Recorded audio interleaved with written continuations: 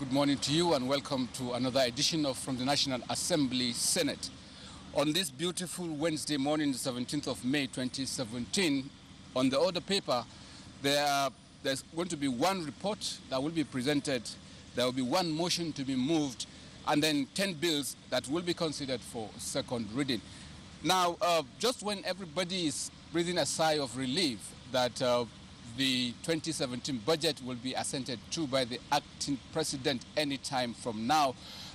Yesterday, at the floor of the Senate, there was some observation by the deputy leader that some statutory corporations have really not submitted their 2017 budget proposal.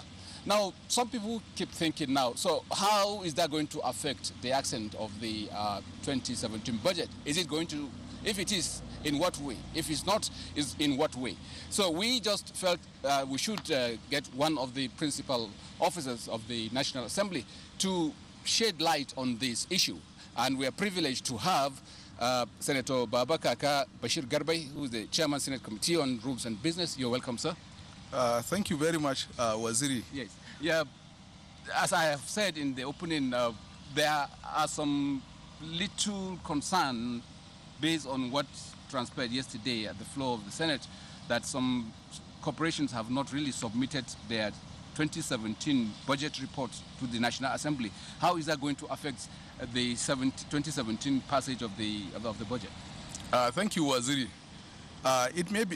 It will be recalled that budget 2017 was submitted before the expiration of 2016 financial year. And the budget document was subjected to a lot of discussions, criticisms. Various works were done by committees. And in addition to that, this year 2017 budget was even subjected to public hearing.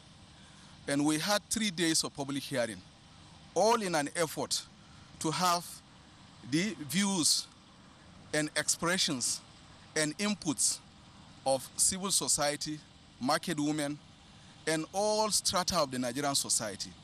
All were captured in the year 2017 budget. All the views, expressions were encapsulated in the budget document, which was considered and passed on Thursday last week simultaneously in the House of Representatives and also the Senate. Now, this budget document will be assented to by Mr. President, by the acting president. So,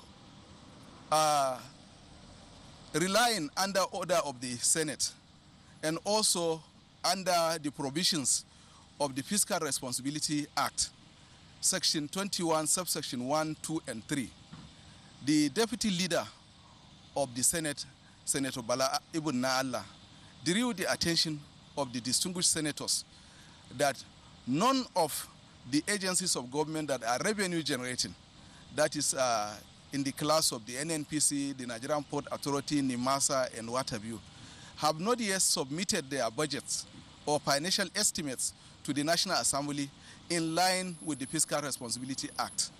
So this Fiscal Responsibility Act is very clear, which states that agencies of government must submit their budget estimates to National Assembly in the end of August of the preceding year, which is very, very clear. So that has not been done. So that has already come off in form of a full-fledged motion, which will be discussed on the floor of the Senate today. So resolutions will be taken as a result of this motion. Okay. And the resolution will now be communicated to the executive. Okay. So as I said, is it going to affect the accent now, the passage of the budget? No, it is not going to affect the accent because of the fact that we are saying the anomalies must be corrected. Okay. This is a wake-up call so that next year budget estimates will be submitted to the two chambers of the National Assembly by the affected agencies in good time.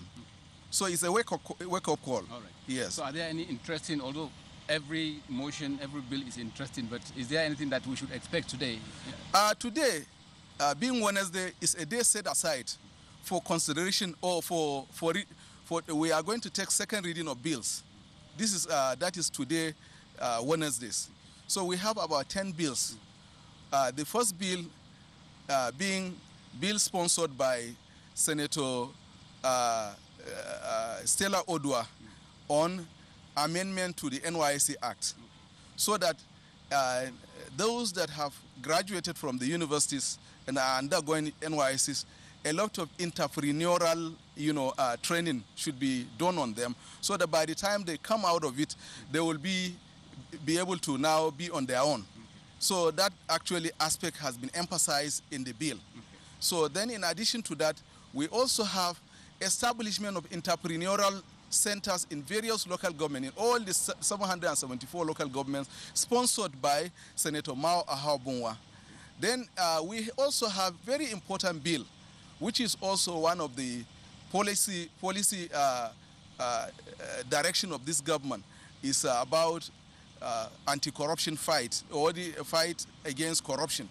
So we have a bill sponsored by Senator Mohammed Hassan, Yobe South, on management of crime proceeds. All recoveries made by various anti-graft agencies, how to manage this process of this crime proceeds is captured in the bill sponsored by Senator Mohammed Hassan. Then, well, very well. Let's just, since we have whet the appetite of the viewers, let us now take them into the chamber so that they can witness it live and direct. Thank you very much. Thank you, Waziri. Thank you, viewers. Well, as I said, we are now going straight into the chambers for the live telecast. Happy viewing. We'll see you on the other side.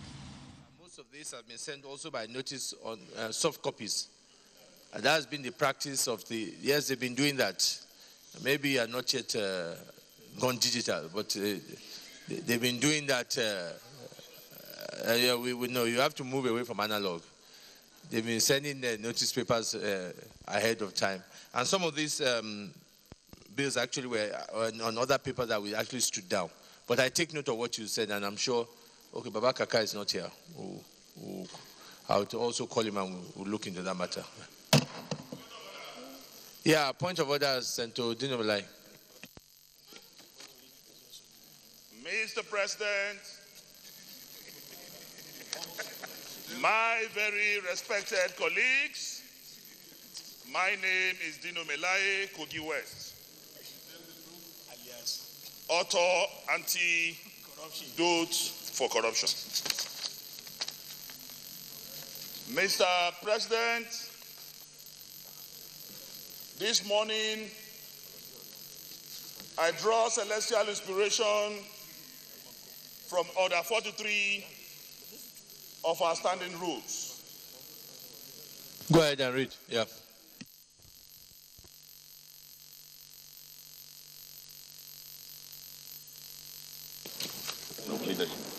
A senator may make a personal explanation, although there may be no question before the Senate. But no controversial matter may be brought forward, nor debate arise upon the explanation. The term of the proposed statement shall be submitted in detail to the President of the Senate when his leave to make it is sought. Mr. President, my respected colleagues, if you speak the truth, you die. If you lie, you die. I, Dino Melaye, I have chosen to speak the truth and die. Mr. President, when President Muhammadu Buhari took over power at exactly 12:04 hours of the 29th of May 2015, what my party and the President promised Nigerians is absolute respect for the rule of law and also to combat the monster called corruption. Mr. President, this morning I want to bring to the attention of this very historic chamber quoting from the National Lottery Act 2015, specifically Section 8(1) of that Act. By the indulgence of Mr. President, I appeal to read. 8(1) of the Lottery Act stipulates as follows. There shall be for the Commission a Director General, whom shall A, be appointed by the President subject to the confirmation of the Senate. I repeat, be appointed by the President of the Federal Republic of Nigeria subject to the confirmation of the Senate. It is sad to note this morning that a new Director General of the National Lottery Commission have not only been appointed by Mr. President, he has resumed office and have started signing documents and carrying out the functions of the office of the Director General of the National Lottery Commission without referral or confirmation of the Nigerian Senate. Mr. President, this country is not a banana republic, and the executive arm of government cannot choose which law to obey and the one not to obey. As I speak to you this morning, we have before this chamber confirmation for the chairman of the Electric Regulation Commission. We have a request from Mr. President for the confirmation of the board of CBN. We have from the President confirmation for the board of NDDC. We have a request from the President for the confirmation of the board of NDIC and some others. Why will there be selective respect for the rule of law? Rule of law, there must be a totalitarian approach. Mr. President, the truth have no volume. It has no volume. We are here working and speaking the truth. The same truth was spoken by the Senate, President of the Senate, and the Speaker of the House of Reps just 2 days ago during the launching of a book. But the response we got to an articulated approach to fighting corruption. Dino, stick to the, you see, you have come on personal explanation, so. So, Mr. President, at the end of the day, the rule of law must be respected. It is safer to be loyal to the people of the Federal Republic of Nigeria than to be afraid of the raw FCC or the executive. The truth is the truth, and this chamber must stand on the truth, and the rule of law must be respected, and we must communicate this misbehavior and rascality to those concerned. The truth have no volume. Mr. President, I have spoken. Distinguished colleagues, as you know by rules, Senator Dino has come by personal explanation.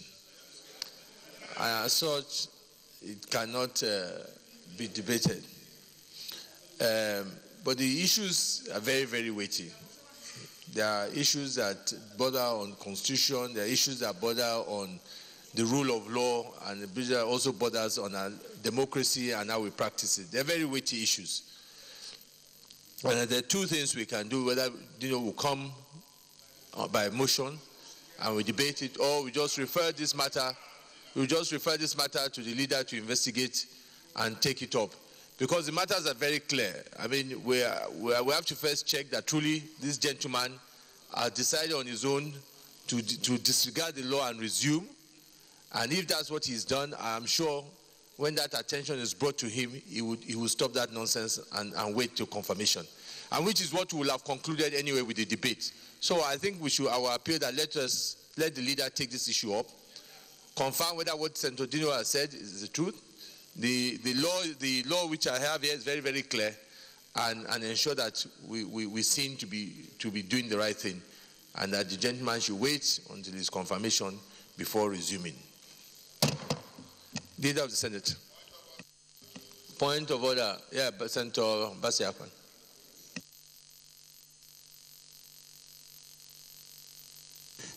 Thank you, Mr. President. My distinguished and respected colleagues, Mr. President, I come under Order 43, and with your permission, may I please read? Go ahead. By the indulgence of the Senate and the leave of the President of the Senate, a senator may make a personal explanation, although there will be no question before the Senate. But no controversial matter may be brought forward, nor may debate arise upon the explanation. The terms of the proposed